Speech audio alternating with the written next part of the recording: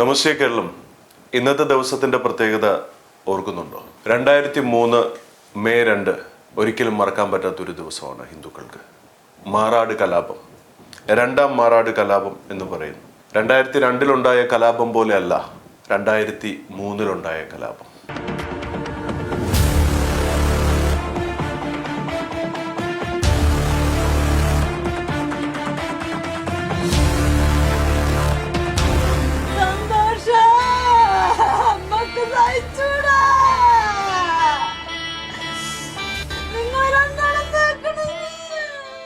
നിങ്ങൾക്കെന്നെ പരിചയം കാണില്ല. ഞാൻ പത്മേന്ദു. എൻ്റെ നാടിനെ കുറിച്ച് പറഞ്ഞാൽ നിങ്ങൾക്ക് ചിലർക്കെങ്കിലും ഓർമ്മയുണ്ടാകും. മാറാട്. 2003 മെയ് മാസം 2-ാം തീയതി.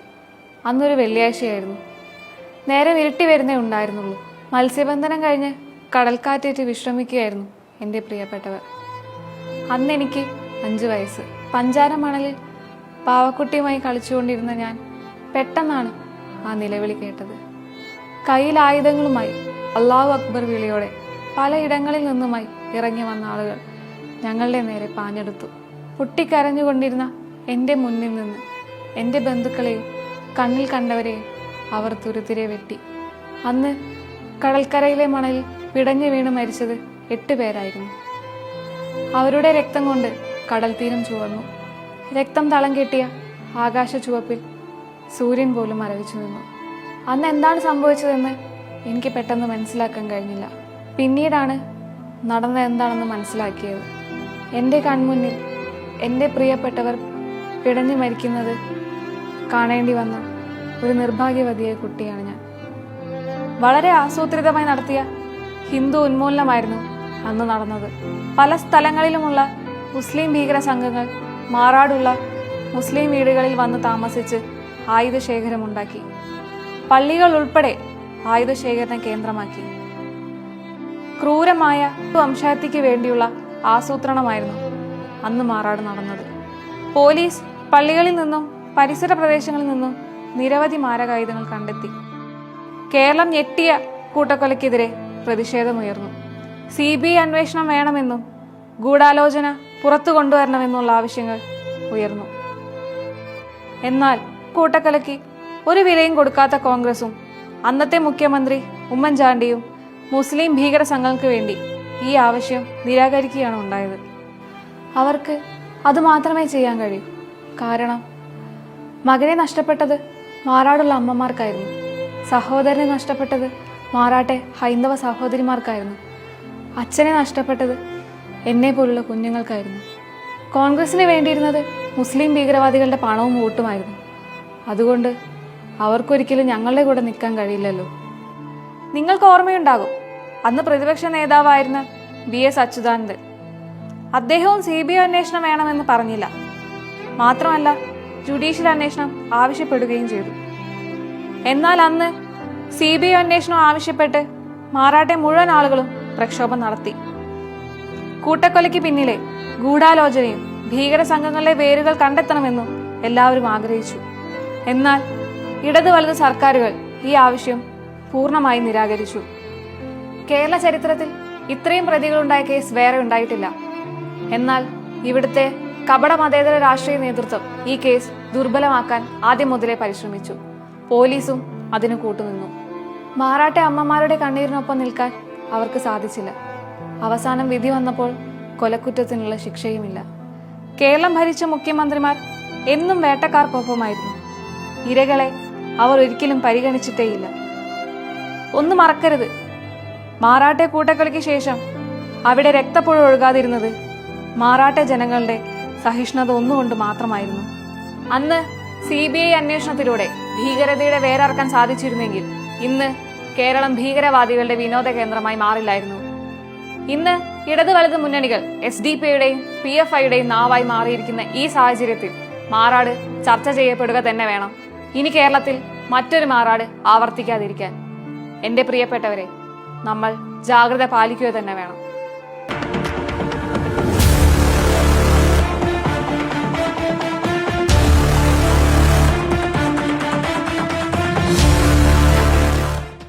ഒന്നും അറിയാത്ത നിരപരാധികളായിട്ടുള്ള നമ്മുടെ ഹിന്ദുക്കൾ, ധീവര വിഭാഗത്തിൻ്റെ ഹിന്ദുക്കൾ, അവരാണ് കടൽ തീരത്ത് കടലമ്മയുടെ മടിത്തട്ടിൽ കിടന്നുറങ്ങുന്ന സമയത്ത് യാതൊരു വിധത്തിലെ പ്രകോപനവും കൂടാതെ ഇസ്ലാമിസ്റ്റ് തീവ്രവാദികളായ NDF-കാർ നിഷ്കരണം വെട്ടിഞ്ഞുറുക്കി കൊന്നത്. അവർക്കുള്ള സംരക്ഷണം തീർത്തതുപോലും അവിടുത്തെ പള്ളികളിൽ ഓടിക്കേറിയവരെ അവിടുത്തെ സ്ത്രീകളായിരുന്നു. കേരളത്തിൽ ഈ മാറാട് വിഷയം ഉണ്ടാവുന്ന സമയത്ത് എനിക്കത് എക്സ്പ്രസ് ചെയ്യാൻ അറിയില്ല നിങ്ങളോട്. അത്രമാത്രം എൻ്റെ ലൈഫുമായിട്ട് കണക്റ്റഡ് ആണ്. ഇതിനെതിരെ ഞാൻ ഒരുപാട് സംസാരിച്ചിരുന്നു അന്നത്തെ കാലത്ത്. ഇന്നത്തെ പോലെ സോഷ്യൽ മീഡിയ ഇല്ല. വ്യക്തിപരമായിട്ടുള്ള സംസാരങ്ങൾ, വ്യക്തിപരമായിട്ടുള്ള ഇൻട്രാക്ഷൻസ്, പലതരത്തിലുള്ള തർക്കങ്ങൾ. ഇന്നെനിക്ക് നിങ്ങളെനിക്ക് നൽകിയ കരുത്ത്, നിങ്ങളെൻ്റെ കൂടൊപ്പമുള്ള ആ ശക്തി, നിങ്ങളുടെ വിശ്വാസം പണ്ടങ്ങനെ അല്ലായിരുന്നു. ഒരുപാട് ഒറ്റപ്പെടുത്തി. ആ ഒറ്റപ്പെടുത്തലിൻ്റെ കൂടുതൽ ഞാൻ അനുഭവിച്ചതാണ് മെയ് 17-ന് മാറാട് വിഷയം അടക്കമുള്ള വിഷയങ്ങളിൽ സംസാരിച്ചതിൻ്റെ പേരിൽ എന്നെ ആക്രമിക്കാൻ വന്ന ദിവസമാണ്. സന്തോഷ് മാധവൻ്റെ പേര് പറഞ്ഞാണ് ആ പ്രശ്നങ്ങൾ അത്രയും ഇവിടെ ഉണ്ടാക്കിയത്. എന്നെ തകർക്കാൻ വേണ്ടി ഇവർ ഒരുപാട് ശ്രമിച്ചിരുന്നപ്പോൾ അവർക്ക് കിട്ടിയൊരു അവസരമായിരുന്നു അന്നത്തെ ദിവസം. അന്ന് NDF-കാർ എൻ്റെ വീട്ടിൻ്റെ ഫ്രണ്ടിൽ ആക്രമിക്കാൻ വരുമ്പോൾ 10, 60, 70ഓളം വരുന്ന ആൾക്കാർ. ഇതെല്ലാം കോടതിയിൽ കൃത്യമായിട്ട് തെളിവുള്ളതാണ് അതിൻ്റെ റെക്കോർഡ്സ്. ഇവർ മെയ് 17-ന് എൻ്റെ വീട് ആക്രമിക്കാൻ വരുന്നത് മെയ് 17, 2008. തിരിച്ചുള്ള അടി മെയ് 17, 2009. സെയിം തോക്ക് വിഷയം. പല രീതിയിൽ അന്ന് G. സുധാകരൻ ഹിന്ദുക്കൾക്കെതിരെ സംസാരിച്ചു. സന്തോഷ് മാധവൻ്റെ പേര് പറഞ്ഞ് ഒരുപാട് പ്രശ്നങ്ങളുണ്ടായി. ആ സമയത്താണ് ഇതും അതിൻ്റെ കൂട്ടത്തിൽ വന്ന് എനിക്കെതിരെ തിരിയുന്നത്. ഇവരെല്ലാവരും എനിക്കെതിരെ ഒറ്റക്കെട്ടായി നിൽക്കുന്ന സമയത്ത് സന്തോഷ് മാധവൻ എന്ന് പറയുന്ന വ്യക്തി ഒരു കാരണമായിരുന്നു എനിക്കെതിരെ അറ്റാക്ക് ചെയ്യാൻ വേണ്ടി. എന്തായിരുന്നാലും ഞാൻ പോയിന്റിലേക്ക് വരാം. ഹിന്ദുക്കളായിട്ടുള്ള സന്യാസികളുടെ വീടും മഠങ്ങളും അടിച്ചു തകർത്തപ്പോഴാണ് അന്ന് എനിക്കൊന്ന് പ്രതികരിക്കേണ്ടി വന്നത്. അത് എല്ലാം കൂടെ ചേർത്ത് ഇതേപോലെ ഒരു കടൽ തീരത്ത് വെച്ച് തന്നെ കണക്ക് പറഞ്ഞ ദിവസമാണത്. പക്ഷെ അതുകൊണ്ടൊന്നും തീർന്നിട്ടില്ല. അന്ന് എന്തുകൊണ്ട് മാറാടിൽ ഈ പ്രശ്നമുണ്ടായി? ഒറ്റ കാര്യമേ ഉള്ളൂ. അതിൽ ഒരേ ഒരു റീസൺ, തീരദേശവുമായി ബന്ധപ്പെട്ടുള്ള മയക്കുമരുന്ന്, തീവ്രവാദ പ്രവർത്തനങ്ങൾ, ദേശവിരുദ്ധ പ്രവർത്തനങ്ങൾ, ഇതെല്ലാത്തിനും വേണ്ടിയിട്ട് തീരദേശത്തെ ഉപയോഗിക്കുക. AK ആന്റണി കേന്ദ്ര പ്രതിരോധ മന്ത്രിയായിരുന്ന സമയത്ത് ഇതിനെപ്പറ്റി സൂചിപ്പിച്ചിട്ടുണ്ടായിരുന്നു. VS അച്യുതാനന്ദൻ പറഞ്ഞിട്ടുണ്ടായിരുന്നു. ഇതെല്ലാം എല്ലാവരും പറഞ്ഞിട്ടുണ്ടായിരുന്നു. അതിൻ്റെ ഒപ്പം ഞാനും കുറേ കാര്യങ്ങൾ പറഞ്ഞിട്ടുണ്ടായിരുന്നു, കുറേ കാര്യങ്ങളിൽ ഇടപെട്ടിട്ടുണ്ടായിരുന്നു. പക്ഷേ കണക്കുകൾ തീർക്കാനുള്ളതാണ്. അത് നിയമപരമായിട്ടുള്ളത് നിയമപരമായിട്ട്, അല്ലാത്തത് അല്ലാത്ത രീതിയിൽ. ഇവിടെ ഈ മാറാടിലെ ആൾക്കാരെ ഇവിടുത്തെ ഇടതും വലതും സപ്പോർട്ട് ചെയ്തതിൽ ഞാൻ കുറ്റം പറയില്ല. മുസ്ലിങ്ങൾ അവർക്ക് വേണ്ടി എല്ലാം ചെയ്തതിൽ, എല്ലാ സപ്പോർട്ടും ചെയ്തതിൽ ഞാൻ കുറ്റം പറയില്ല. പക്ഷേ അവരെ സപ്പോർട്ട് ചെയ്ത 2 വ്യക്തികളുണ്ട്. നിങ്ങൾക്കറിയോ ആരൊക്കെയെന്ന്? അഡ്വക്കേറ്റ് ശ്രീധരൻ പിള്ള, കുമ്മനം രാജശേഖരൻ. മറക്കില്ല നമ്മൾ ഈ പേരുകളൊന്നും. ജനങ്ങളുടെ മനസ്സിൽ നമ്മൾ ഇല്ലാതായി കഴിഞ്ഞാൽ പിന്നെ എന്തുണ്ടായിട്ട് എന്ത് കാര്യം? ഈ കേരള BJP എന്ന് പറയുന്ന ഈ കൂട്ടിക്കൊടുപ്പ് വിഭാഗം, ഈ ഒറ്റുകാരുടെ വിഭാഗം, ആട്ടും തോലിട്ട ഈ ചെന്നായ്ക്കളുടെ വിഭാഗം, ഇതിനെ ജനം എങ്ങനെ കൈകാര്യം ചെയ്യുമെന്ന് നിങ്ങൾ കണ്ടറിയുക. മുസ്ലിങ്ങൾ എല്ലാവരും മോശമാണെന്ന് നമ്മൾ പറഞ്ഞിട്ടില്ല, പറയാറുമില്ല. പക്ഷെ അതിനകത്തുള്ള തീവ്രവാദ ശക്തികളെ നമ്മൾ നേരിടണം. രാജ്യമാണ് വലുത്. അന്ന് ആ സമയത്ത് 2 കണ്ടെയ്നർ പണവും കൂടെ വന്ന കാര്യം നിങ്ങൾ കേട്ടിട്ടുണ്ടാവും. അതും ഇവിടുത്തെ മുസ്ലിം സംഘടനകൾ കൈപ്പറ്റിയതാണ്. അതുകൊണ്ട് ഒരുപാട് പ്രോപ്പർട്ടീസ് വാങ്ങിക്കൂട്ടി. ആരാധ്യനായ നമ്മുടെ എല്ലാവരുടെയും രാജ്യത്തിൻ്റെ പ്രധാനമന്ത്രി നരേന്ദ്രമോദിജി ആ നോട്ട് നിരോധനം വരുത്തിയതോടുകൂടി അതവിടെ രക്ഷപ്പെട്ടു. ഒരുപാട് ഫെയിലിയേഴ്സ് ഉണ്ട് നമ്മുടെ സംഘടനയ്ക്ക്. പക്ഷേ അതുപോലെ ഒരുപാട് നല്ല കാര്യങ്ങളും നമ്മുടെ രാജ്യത്തിന് വേണ്ടി അദ്ദേഹം ചെയ്തുകൊണ്ടിരിക്കുന്നു. ഇതൊക്കെ ഞാൻ ഇത്ര കൃത്യമായിട്ട് നിങ്ങളോട് പറയണമെങ്കിൽ ഇതിനൊക്കെ എൻ്റെ ജീവിതവുമായിട്ട് ഒരുപാട് ബന്ധമുണ്ട്. ഹിമാലയത്തിൽ നിന്ന് ഞാൻ കേരളത്തിലേക്ക് എത്തുന്ന സമയം, ആ സമയത്ത് AK ആന്റണി ആയിരുന്നു കേരളത്തിലെ മുഖ്യമന്ത്രി. എൻ്റെ ഗുരുവര്യൻ, അതായത് അഘോരിയായ ഹിമാലയ സാനുക്കളിൽ ഇന്ത്യൻ മിലിറ്ററിക്ക് പോലും കയറി ചെല്ലാൻ പറ്റാത്ത മഞ്ഞുമലകളിലിരുന്ന് സാധന ചെയ്യുന്ന സന്യാസി വര്യന്മാർ, നമ്മളിവിടെ കാണുന്ന ഭിക്ഷ എടുത്ത് നടക്കുന്ന ഒരു പണിയും എടുക്കാത്ത സന്യാസി വര്യന്മാരുടെ കാര്യമല്ല ഞാൻ പറയുന്നത്. യഥാർത്ഥ സിദ്ധി തെളിയിച്ച് ഒരു അപൂർവമായിട്ടുള്ള ഒരു വിഭാഗം, വളരെ പവർഫുള്ളായിട്ടുള്ള, രാജ്യത്തെ സംരക്ഷിക്കുന്ന, ശംബാലയിലൊക്കെ ഇരുന്ന് കാര്യങ്ങൾ ചെയ്യുന്നതിനെ പറ്റിയുള്ള വിവരങ്ങൾ ഞാൻ മുമ്പ് ഇടയ്ക്ക് ചിലതിൽ പറഞ്ഞിട്ടുണ്ടായിരുന്നു, ചില വീഡിയോയിൽ. But I'm not getting into that part now. Here I just want to let you know about today's matter. ഇവിടുത്തെ ഇന്നത്തെ ആ ദിവസത്തെ പറ്റി എൻ്റെ ഗുരുവര്യൻ എന്നെ ഇങ്ങോട്ട് വിടുമ്പോൾ എന്നോട് പറഞ്ഞത് ഇന്ത്യയിലെ 4 ശത്രു കവാടങ്ങളാണുള്ളത്. 1 ചൈന, 2 ബംഗ്ലാദേശ്, 3 പാകിസ്ഥാൻ, 4 നിന്റെ രാജ്യം. അവിടെ നീ ചെല്ലുമ്പോൾ നിന്നെ ഒരുപാട് പേര് ആക്രമിക്കാനുണ്ടാവും, ഒരുപാട് പേര് നിന്നെ തകർക്കാൻ ശ്രമിക്കും. പക്ഷേ നിന്നെ വിട്ടത് ഋഷീശ്വരന്മാരായതുകൊണ്ട് ദേവതകൾ മനുഷ്യരൂപത്തിൽ വന്ന് നിന്നെ സഹായിക്കും. ആ സത്യം ഞാൻ എൻ്റെ ജീവിതത്തിൽ മനസ്സിലാക്കി. അതുകൊണ്ടാണ് ഞാൻ കുറച്ച് ദിവസം മുമ്പ് പറഞ്ഞത്, എന്നെ ഇവിടുത്തെ ചില തീവ്രവാദ വിഭാഗങ്ങളെ ഉപയോഗിച്ച് കൊലപ്പെടുത്തി അത് ഇവിടുത്തെ CPM-ൻ്റെ തലയിൽ വെച്ച് ഇവിടെ കേരളത്തിൽ വീണ്ടും ഒരു വർഗീയ കലാപമുണ്ടാക്കാൻ കേരളത്തിലെ BJP-യിലെ ചില ആൾക്കാർ പ്ലാൻ ചെയ്യുന്നുവെന്ന് നിങ്ങളൊക്കെ മനസ്സിൽ ചിന്തിക്കുമ്പോൾ എനിക്ക് ഈശ്വരൻ 70 mm സ്ക്രീനിൽ കാണിച്ചു തരും. അതുകൊണ്ട് ഞാൻ അങ്ങോട്ട് അതിലേക്ക് പോകുന്നില്ല. ഒറ്റ കാര്യം എനിക്ക് നിങ്ങളോട് പറയാനുള്ളൂ.